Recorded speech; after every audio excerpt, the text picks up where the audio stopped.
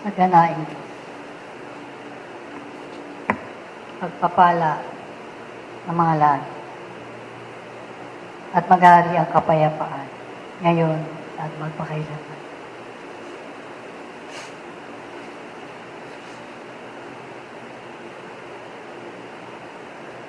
Walang nalalaglag.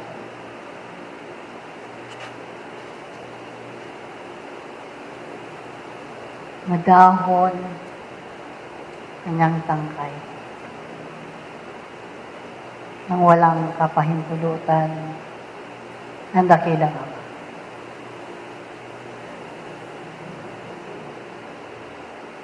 Ang lahat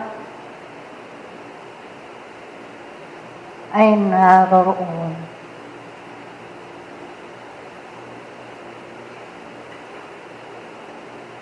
upang magbigay ng kanyang lakas sa kanyang pakikipamuhay sa lupa. Nagsisimula sa kawalang malay.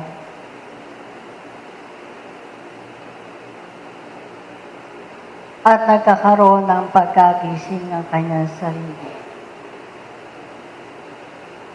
upang makita niya ang kabuluhan ng kanyang buhay na ilalaan sa lupa. At sa pagitan ng pagsilang at kamatayan ay kinakailangan niya ang maraming panahong ito na gamitin at samantalahin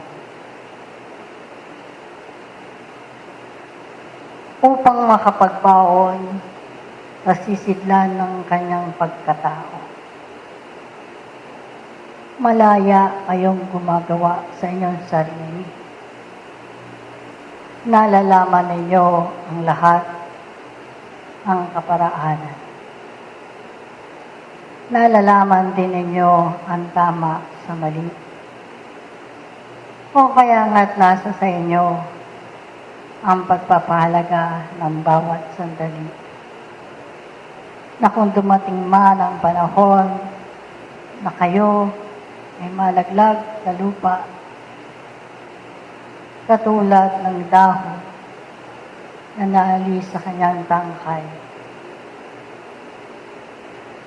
ay mayroon kayo ng baunan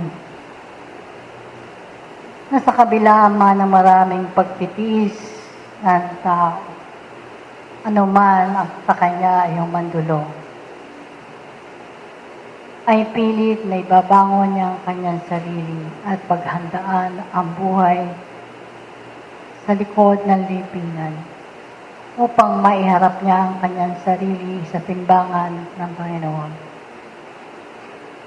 Ang bawat isa sa inyo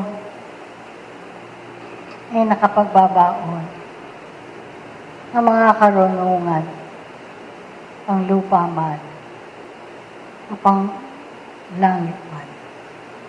At nasa sa inyo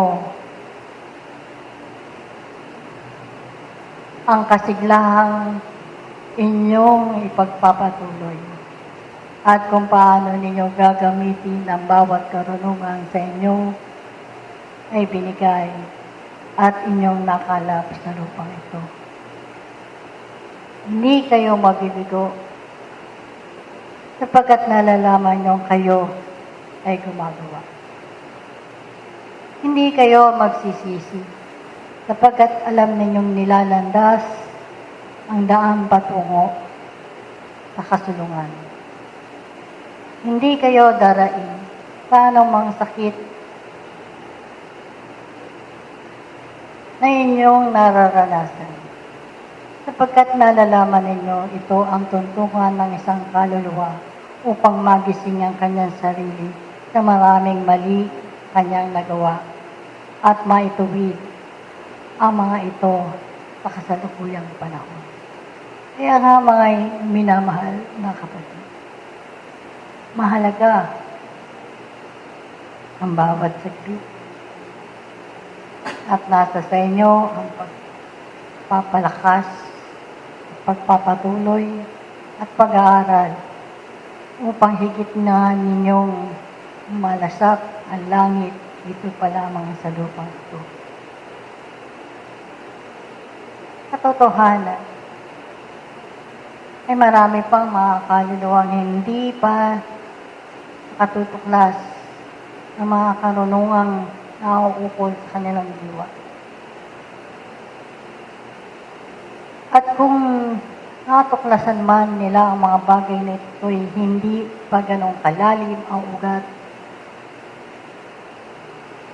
na siyang nananalaytay sa kanilang pagkatao at patuloy pa rin nalilisya sa buhay na ito. Kinakailangan kayo maging katulad ng puno na sa tagal ng panahon ay meron na ng malalim na pagkapit sa lupa. Upang anumang sigwa ng panahon, lakas ng hangin, init ng araw, ay lumalaban sa kanyang sarili sapagkat naroroon ang tunay na pagkapit ng kanyang pagkatao sa ilalim ng lupa. Upang sa gano'y makapagpatuloy siyang magkaroon ng kasilbihan sa lupang ito na makapagbigay ng mabuting bunga at patuloy na maraming magpahingalay sa lilim ng kanyang malabay na sanga. Kung kaya nga ganito rin kayo, mga iniibig na mga kapatid. Hindi kayo darain, sapagkat ang buhay sa lupa'y patuloy lamang ninyong inaangkin. Ang mga karunungan karapat-dapat lamang ninyong maibaon sa inyong pagkabuhay sa lupang ito. Malasin ninyo ang daigdigang ito. At tunay ngang naglalarawan na iba't ibang uri at kalagayan ng tao sa lupa. Iba't ibang pananampalatayang nagbibigay sa kanya ng pagkatuto at pananalig sa dakilang Ama. Iba't ibang kaparaanan ng pakikipamuhay ng tao, mahirap man, mayaman man, mangmang man o hindi. Sapagkat ganito kayo mag-aaral. Ganito kalawak ang pag-aaral na sa inyo ay pinagkakaloob. Na hindi lamang doon kayo umiikot sa inyong sarili lamang, sapagkat pangangailangan ninyo ang inyong mga kapwang nangaririto at nagpapatuloy ring mamuhay sa daigdigan ng lupa. Ang sa inyo'y mabigyan ninyo ng mabuting alay, gawa ang inyong sarili, makapag-iwan ng mabuting bakas at maging mabuting halimbawa kayo ng inyong kapwa upang hindi ninyo pagsisihan ang inyong pagkabuhay sa lupang ito. At kayo ay maging isang mabuting mag-aral ng panahon, hindi nag-aaksaya ng bawat saglit at hindi kayo mabibigo sapagkat nais nyo ang makaibig sa inyong kapwa at makapaglingkod sa ganang sarili ninyong kakayahan. Kaya nga, ang panahon na sa inyo binibigay ay malaking pag-aaral sa kalagitnaan ng mga tao.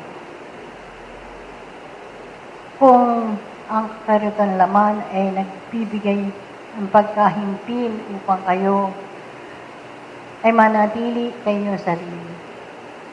Magsuri kayo at magtimbang. Alalahanin ninyo ang mga nakaraang panahon ng inyong nakabuhay. Kung ano ang inyong nagawa at hindi. Upang dito'y makapagsimula kayong makapaghakbang ng inyong mga panyapak tungo sa ikususulong na inyong ako.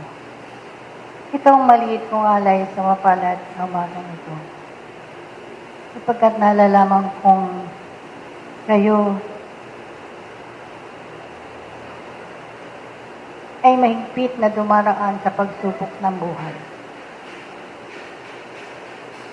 Kung nadarama man ninyo ang init ng araw sa kasalukuyan, ay darating din ang mga panahon ng pagkakaroon ng pagtakip ng ulap sa araw na ito.